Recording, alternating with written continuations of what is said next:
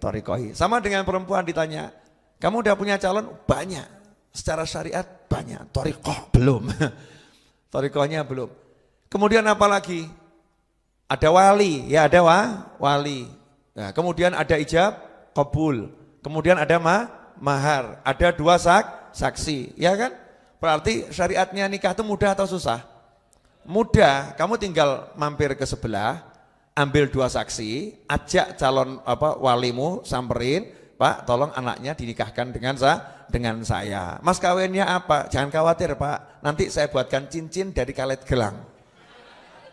Jadi, mertuanya setuju? Jadi, karena yang namanya mas kawin itu ya mahar ya, mahar nggak harus cincin dari emas atau dari apa. Semakin sederhana, ya semakin sederhana, semakin sesuai sunnah. Karena Islam itu prinsipnya mempermudah pernikahan. Jangan kebaliknya, jangan kebalik. Sekarang nikah dipersulit, zina dipermudah. Paham enggak maksud saya? Kehidupan sekarang ini kan zina dipermudah, nikah dipersulit. Maka jangan jadi nanti kamu orang tua yang mempersulit pernikahan. Dan kamu jangan jadi pemuda dan pemudi yang mempersulit pernikahan. Pokoknya ada pria rodok rata-rata, wanita rodok rata-rata, dan itulah semua pria dan wanita standar rata-rata. Agamanya Islam, ya.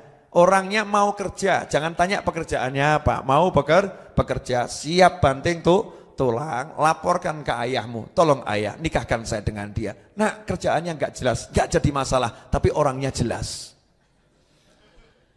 Ya, orangnya jelas. Enggak usah dibuat angel.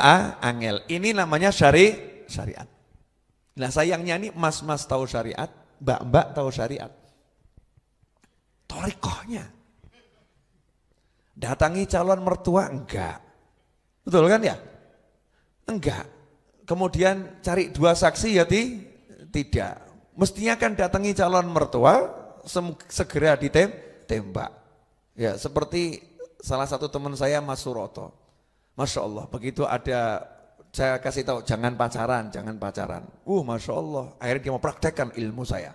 Ketemu perempuan yang kira-kira cocok, ya kira-kira saja cocok, enggak pakai pacaran kok ya, ya kira-kira cocok. Sama Mas Roto langsung ditanya, saya mau nikah sama kamu mau tidak? Jawabannya cukup halus, maaf Mas, saya masih mau melanjutkan sekolah.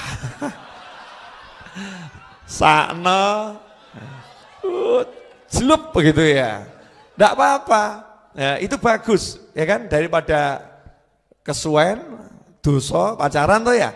Nah, kalian juga begitu, syariatnya jalankan.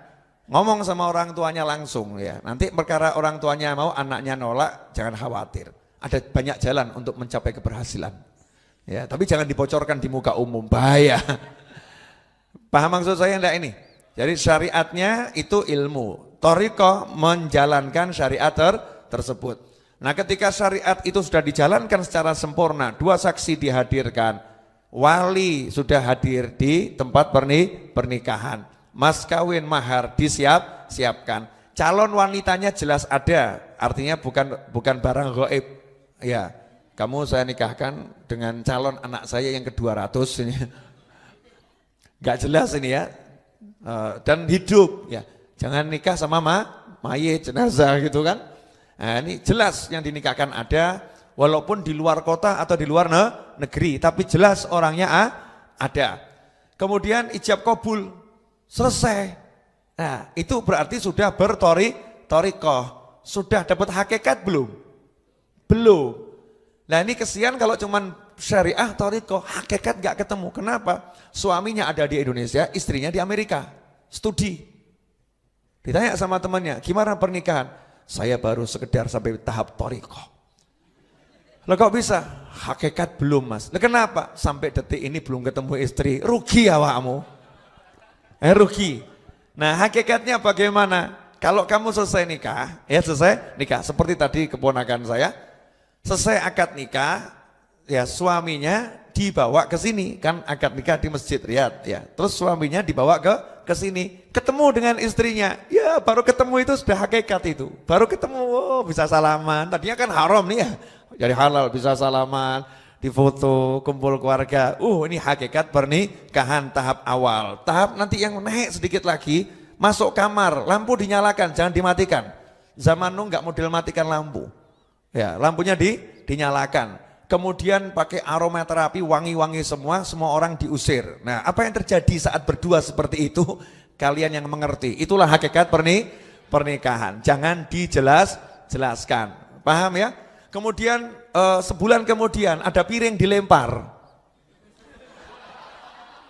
Ya, sebulan kemudian ada piring dilempar, ada caci maki antara suami istri. Itu hakikat pernikahan. Jadi jangan bahas hakikat pernikahan cuma diranjang di tempat tidur, caci maki, hinaan, saling marah, saling memaafkan ya. Terus ada air mata, ada pelukan. Itulah hakikat pernikahan. Begitu pula dalam segala kehidupan ini ada syariah, ada thariqah, ada hakikah. Makanya hakikat setiap amal beda-beda. Hakikatnya tahlil apa? Banyak itu nanti. Ya, setiap orang merasakan beda-beda. Buahnya sendiri. Hakikatnya baca sholawat. Apa hakikatnya? Nanti akan merasakan hakikat sendiri.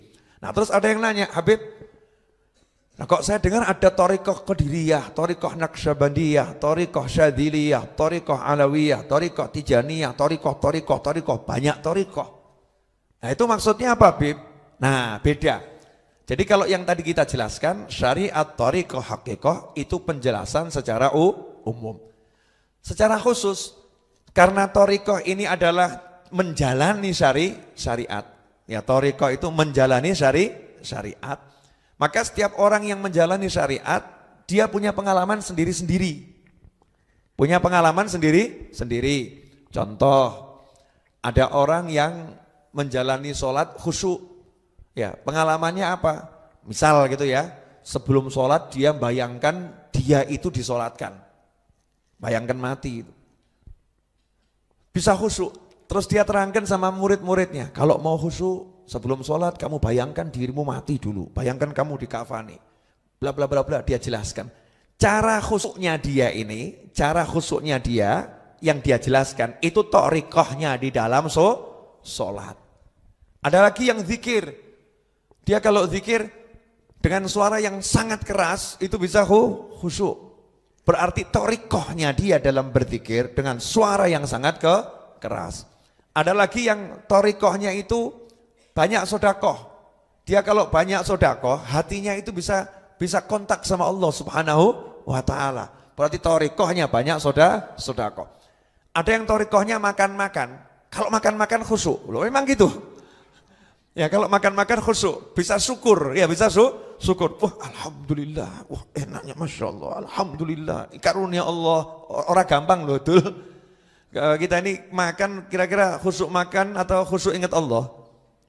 Iya, kadang makan khusyuk tidak, khusyuk makan ya juga lupa sama Allah. Ini ketika makan ini setiap suap yang diingat Allah Subhanahu wa taala. Thariqahnya dia thariqah makan. Ada lagi yang thariqahnya itu mungkin kalau malam nggak banyak bangun. Ya, tidur. Kalau malam tidur, bangun sedikit saja. Tapi siang hari thariqahnya dia melayani orang. Ya, dia ke pasar siap jadi kuli, gratis, lihat orang tua dibantu, orang ini dibantu. Berarti thariqahnya dia dengan jadi kuli. Makanya disebut aturuq ilallah ka'adadil anfasil khalaik. Jalan menuju Allah sebanyak jumlah nafas manusia, tak terhitung, unlimited. Nah, yang kita kenal itu thariqah mu'tabarah.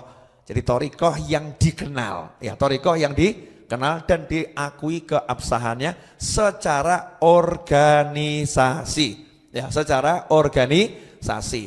Jadi ada thariqah yang diorganisasikan, ya, thariqah tapi diorganisasikan. Biar apa? Biar mudah orang untuk mencari guru, biar tidak keliru, ya, biar tidak tersesat, diorganisasikan.